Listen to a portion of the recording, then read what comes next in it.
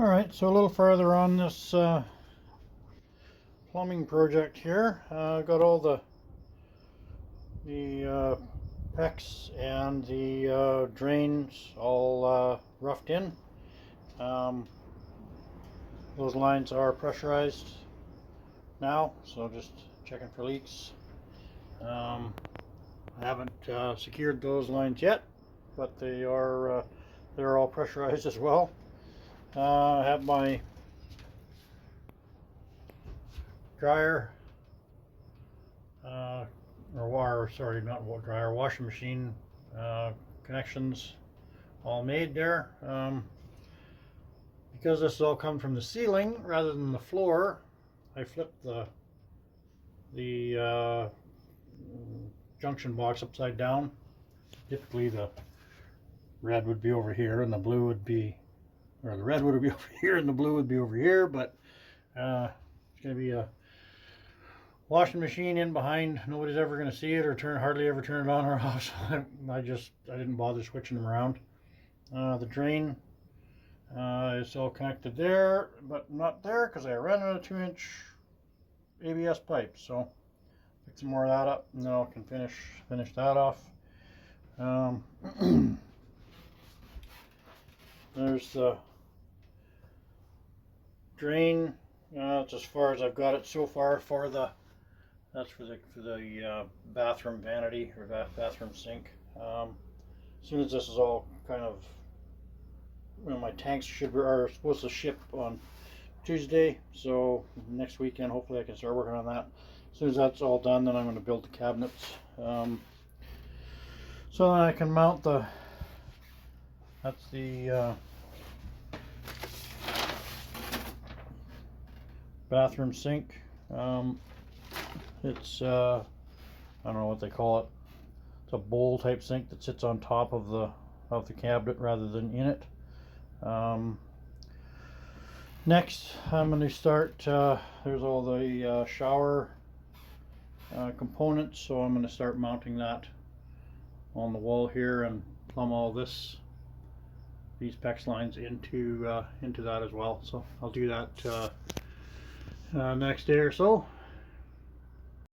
I don't think there's too much more down here from last time. I have it all plumbed up, and the valves are open, it's all pressurized. These and I've got the hot and cold connected up top, so these lines here are pressurized as well. It just only goes to the valves, so that I'm just leaving it on while it's all exposed so I can check for leaks. I don't have any leaks yet.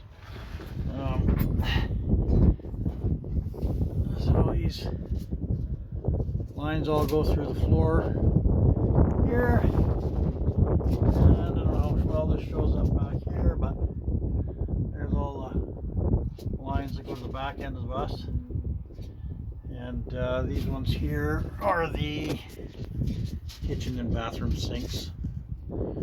This is the drain for the 2 sinks, and back in there, that'll be the tank vent. One you can see way back over there, that's the shower drain. And hang on a sec. And that line there is the washer drain. I just got the HEPA valve temporarily stuck on there, just kind of for positioning and whatnot. I'm going to use these HEPA valves rather than a traditional trap. They work really great. First time I saw them was when we were building those tugboats. We used them in the washrooms that we bought pre-built, like modular washrooms, and they had these on the drains in them, and they allowed it to sit really close to the floor. You didn't need not enough room for your traditional trap. So I really liked them. They worked really good. So I decided to use them here as well. So two for the one for for the washing machine and the one for the dryer, or I'm sorry, the shower, will be down in the bay here. The other two will be up under the sinks. So hope this wind that's blowing isn't messing up the audio too much.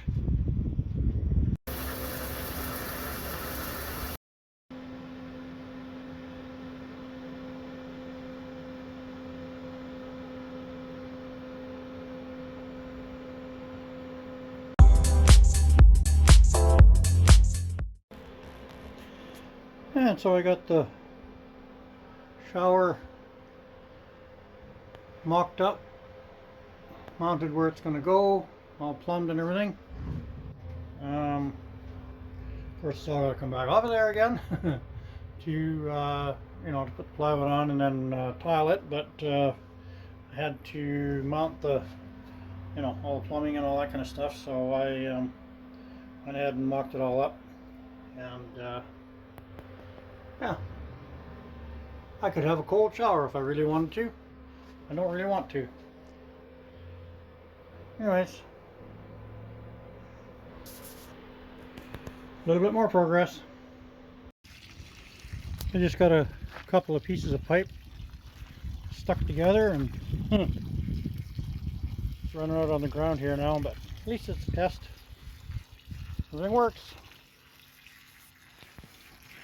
Nothing leaks, that's good. So I thought I'd share a little bit of what could be a bit of a design flaw, which I never even thought about. It is 103 outside. As you can see, it's the 26th of June. 86 inside with 3 air conditioners running. And the biggest reason with that is the you know, that it's so hot inside is all the exposed metal is so hot you can't even hold your hand on it. Like it's just too hot to even hold your hand on. Down here where I have the wainscoting, nice and cool. So I think it'll be all fine once I, you know, get the ceiling done and the covering, well, you know, on the rest of the walls. I think that'll make a huge difference. But yeah, you know, all this metal, and there's a lot of exposed metal, is just, like I said, it's, I don't know, it's probably 130, 140 degrees. You can't even hold your hand on it. So, ow. So, anyways, and where the design flaw comes in is I put my breaker panel outside in the lower bay, and it's hot down there, and it's keep popping the breakers.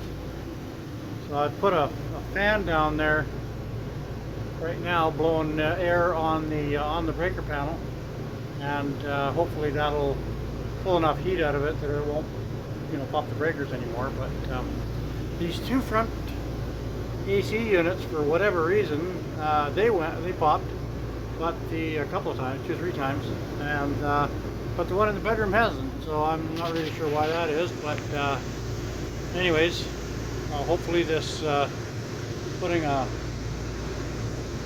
fan down there will help. Of course, I, you know, not looking to be in 100 and, well, it hit 104 here a few minutes ago. The outside temperature was 104.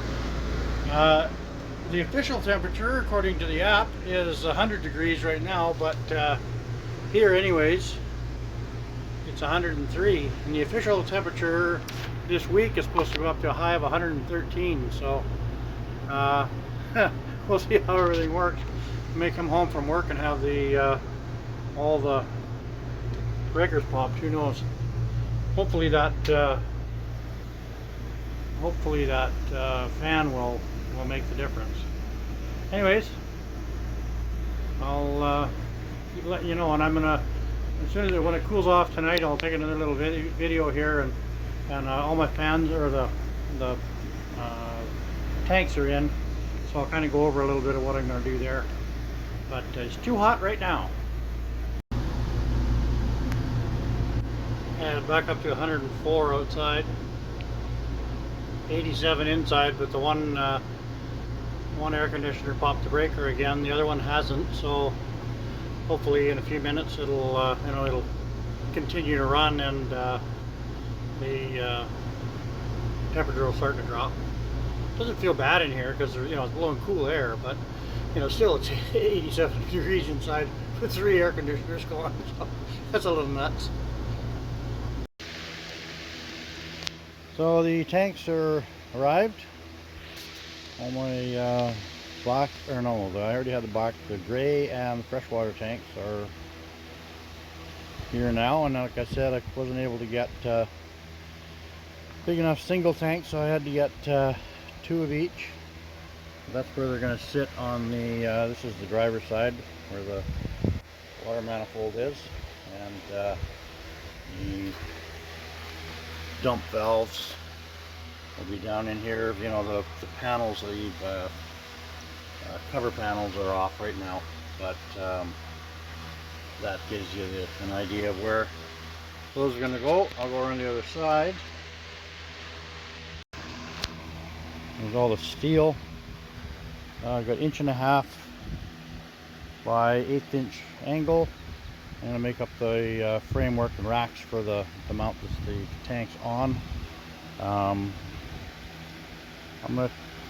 not real crazy about flux core welding, but I'm gonna have to use flux core to weld all this, because it's I got to do it outside. There's wind and whatnot, so it's strong enough. It's just not very pretty. So, but anyway, what it'll be fine. That's just not my preferred method, but it'll have to do. And this passenger side here,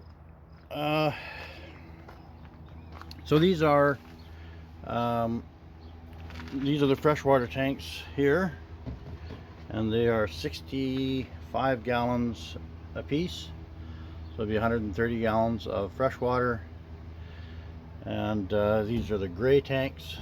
These ones here will be the gray tanks, and they are what are they,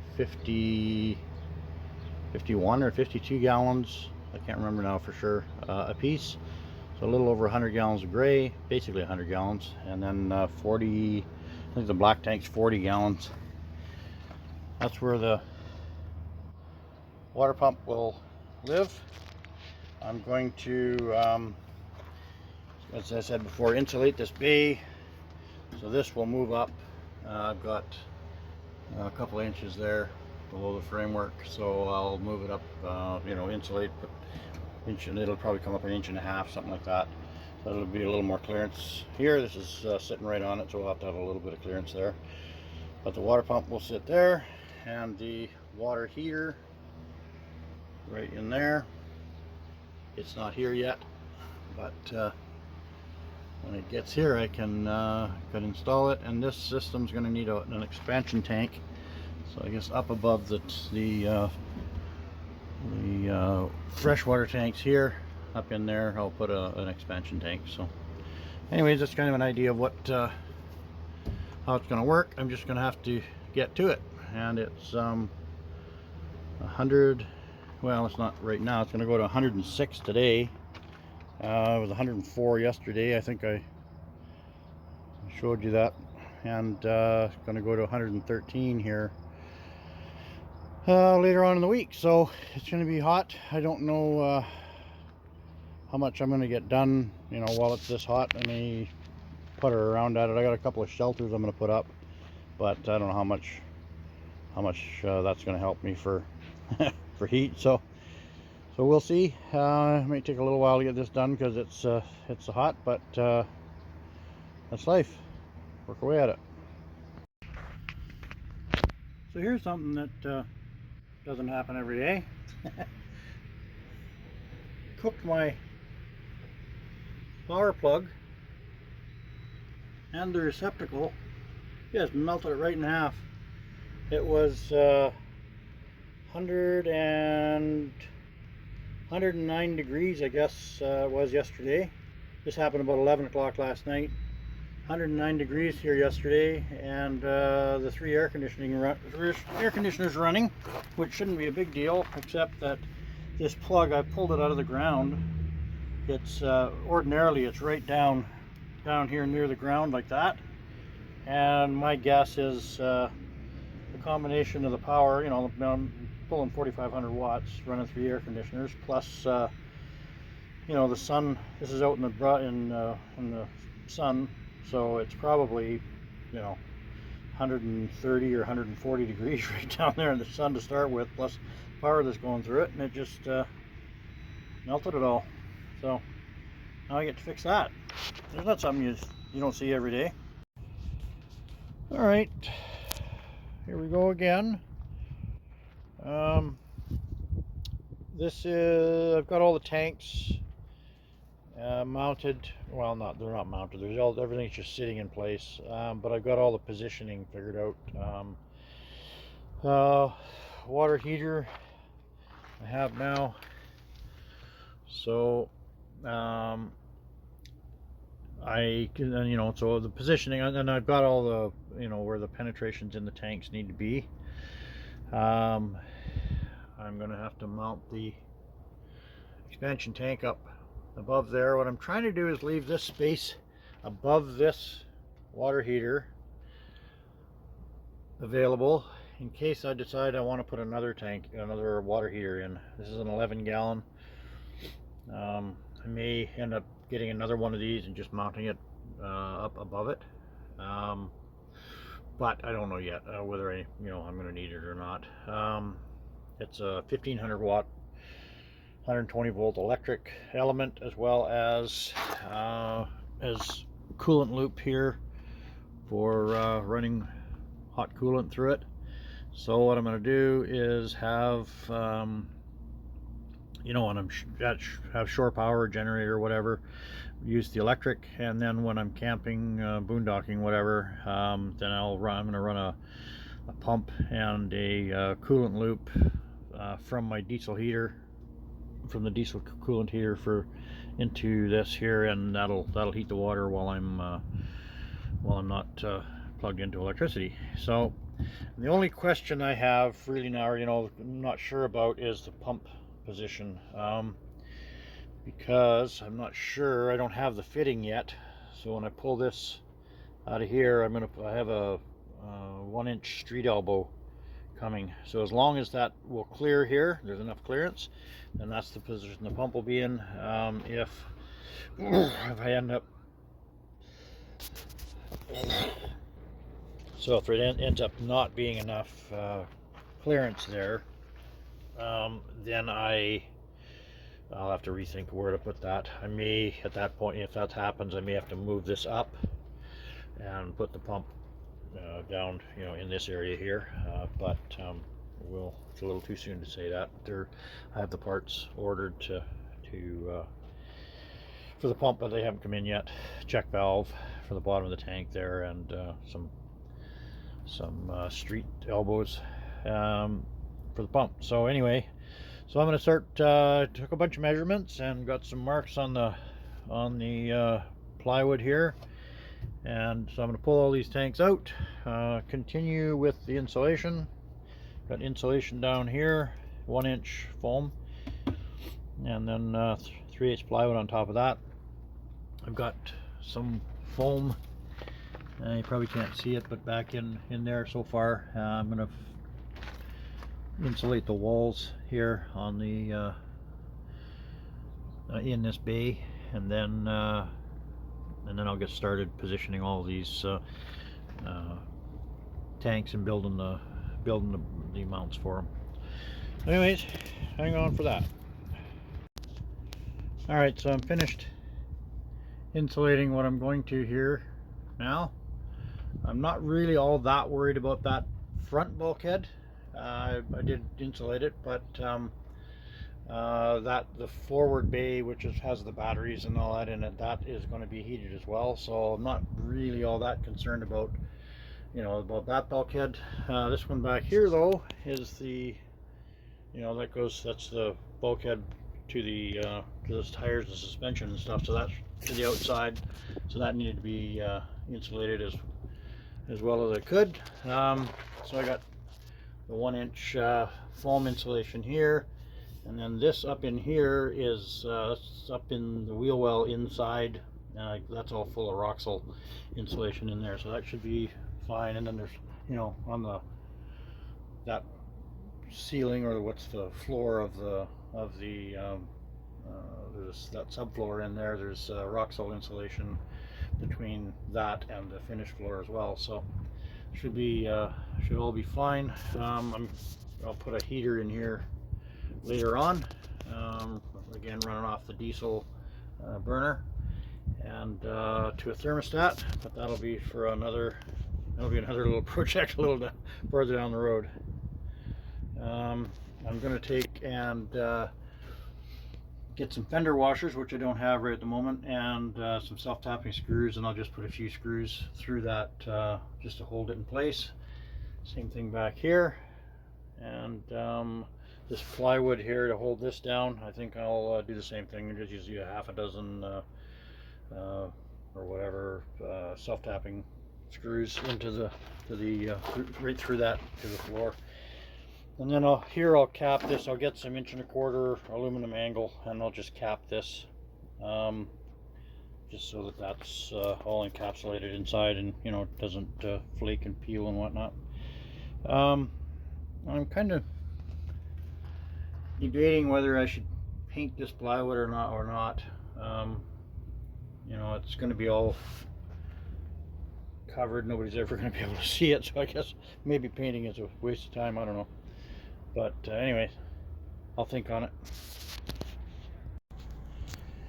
Okay, so I guess I've kind of gotten ahead of myself a little bit here and forgot to film a bunch of what I did, but oh well, too late now. So there's the frame for the black tank. It's just sitting in there right now, just all welded up and coated. That's the black tank. This one here on the table here is that's the gray tank mount or frame, whatever you want to call it. And this one here is the freshwater tank frame. So as I install and plumb these things, I'll try and remember to take more video.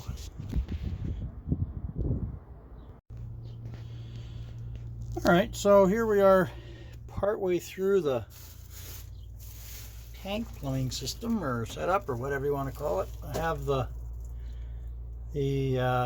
toilet plumbed into the black tank. That fitting, that Y that's there, I'm going to use that for the vent too, so I don't have to put another, you know, too many fittings in or penetrations into the tank. It's going to go up just below the bulkhead there. I don't think I'll have any problems with it, you know, venting through that same line. That's a big 3 inches, a big line. I've already, like, I've flushed the toilet a bunch of times, filled it full of water and flushed it, and I don't have any anything coming back out of that, just that fitting there. So I think if it, you know, extends up another foot and then goes comes across, it'll be fine. What I'm going to do, I thought maybe I'd show this a little bit before I get tanks in here. So there's the gray tank valve. It's going to go into the one tank. Here's a tank is going to be in this framework here, and then the other tank is right behind it, and there'll be another fitting into the tank, into the second tank there. Then I'm going to have another one of these valves on the other side of that fitting there, and it's going to go back and dump into the top of the black tank. So what'll happen is, if I open this valve here, it'll drain out through the regular fitting here. If I open the other valve and leave this one shut, the other valve that's going to be back there, it'll drain these tanks down into the black tank and rinse the black tank with gray water. So I'll have an option to do that if I want to. So that's my plan there. So anyways, I'll continue on here. To you guys, when I put this all together, it's going to seem like the last one was 5 minutes ago, but it was actually a week ago. It's been so stinking hot here that trying to get outside and work has been a real challenge.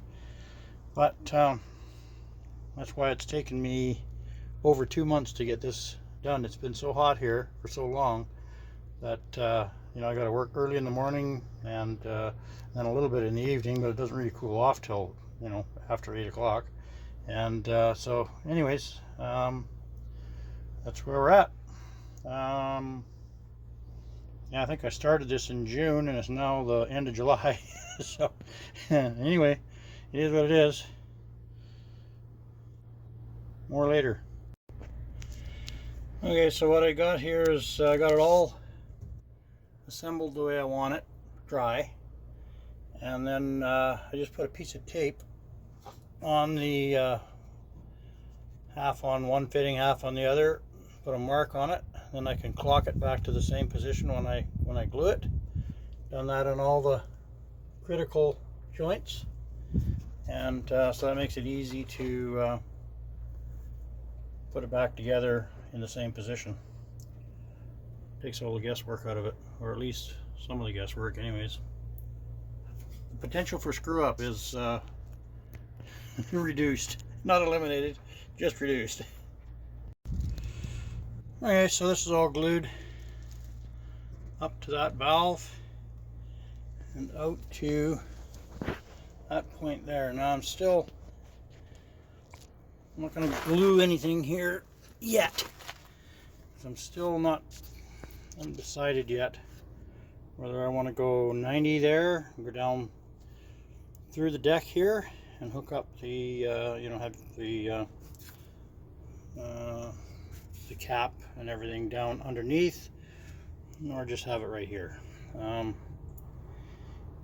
If I like the idea of going down below, but that puts it pretty low to the ground, and I'm going to have to, if I do that, and I have the pump to do it, but I have to pump back to the tank drain back there. It's you know, it's not downhill all the way, whereas if I go here, then I can just gravity feed it, and you know, I can just drain it by gravity. Only thing is, every time I want to do that, I have to open the bay door, which means I can't leave the you know, the lines hooked up all the time and just open the valves. I got to hook it up each time, or I got to leave the bay door open, which I don't really want to do, especially in the wintertime. The you know, the whole idea of insulating the bay doors and everything is to keep it keep it above freezing in here. If I have to leave the door partially open, well, it's going to kind of defeat that purpose. So I haven't decided yet. I can go through here and use the pump all the time and leave the door shut, or I can disconnect it and you know, have it fitting here, disconnect it, and just open the door up when I want to drain the tank and then close it again. So I haven't really decided yet, so I don't want to go and glue that up yet. I'm going to think on it a little longer. Alright, so all the connections to the gray tank are all done here now.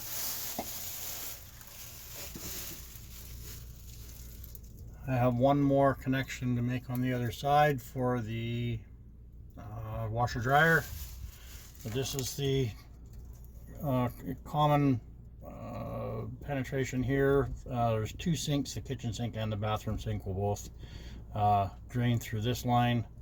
This is the shower drain here, and the third one over there is the vent. So I have one more of these to do on the other side with the hip full valve on the opposites of the other end of the tank there. I'll do that next, and that will do the connection for the washer and dryer. So making a little bit more progress.